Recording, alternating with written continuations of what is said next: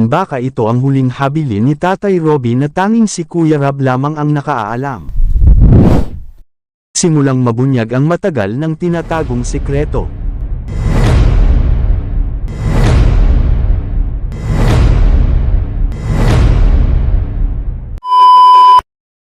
Sa bawat pagdalaw ni Kuya Rab sa mga pamilyang nangangailangan, hindi maiiwasang may mga kwentong tumatak sa puso ng maraming Pilipino.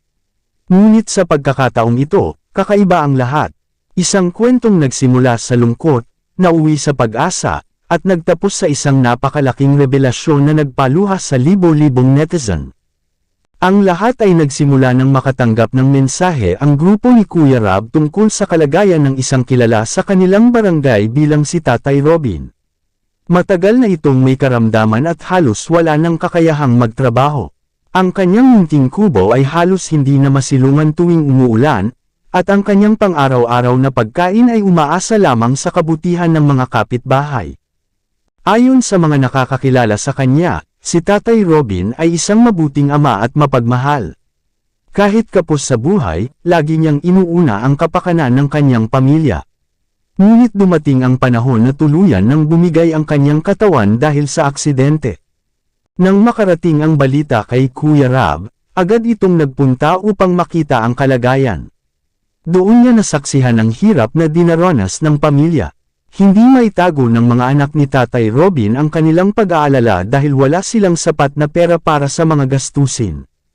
Habang kinakausap ni Kuya Rab si Tatay Robin, napansin niyang may kakaibang ngiti sa kabila ng kanyang paghihirap.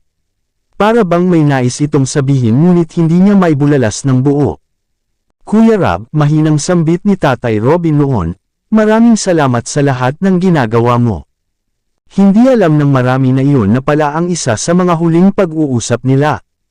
Makalipas lamang ang ilang araw, isang malungkot na balita ang dumating. Pumanaw na si Tatay Robin. Bumalot ang lungkot sa buong komunidad. Maraming kapitbahay ang naluha dahil alam nilang isa na namang mabuting tao ang namaalam. Ngunit higit sa lahat, nag-aalala sila para sa pamilyang naiwan nito. Paano nila may pagpapatuloy ang buhay? Paano nila may hahatid ng maayos sa huling hantungan ang kanilang mahal sa buhay? Agad namang dumating si Kuya Rab upang makiramay. Tinulungan niya ang pamilya sa mga gastusin sa burol at tiniyak na hindi nila mararamdaman na nag-iisa sila sa pinakamahirap na yugto ng kanilang buhay. Habang nagaganap ang burol, marami ang nakapansin sa kakaibang kilos ni Kuya Rab. Tahimik lamang siya sa isang sulok. Madalas siyang nakatingin sa larawan ni Tatay Robin at tila may malalim na iniisip. Hindi ito napansin ng karamihan noong una, ngunit may ilang netizen na nakakita sa isang maikling tagpo sa video. May inilagay si Kuya Rab sa tabi ng kabaong. Isang maliit na sobra. Walang nagsalita tungkol dito. Walang paliwanag. Walang anuman. Dahil dito, nagsimula ang samut-saring haka-haka online. Ano ang laman ng sobra? Bakit lihim itong inilagay? May mensahe ba yun para sa pamilya? O may espesyal na kahulugan ito para kay Tatay Robin? Habang lumilipas ang mga araw, lalong dumami ang mga tanong ng mga taga-subaybay. Ang simpleng eksenang iyon ay naging sentro ng usapan sa social media. May nagsabing baka pera iyon para sa pamilya. May nagsabing baka personal na liham.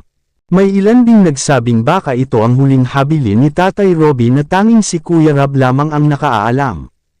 Ngunit nanatiling tahimik si Kuya Rab. Hanggang sa dumating ang araw na hindi inaasahan ng lahat.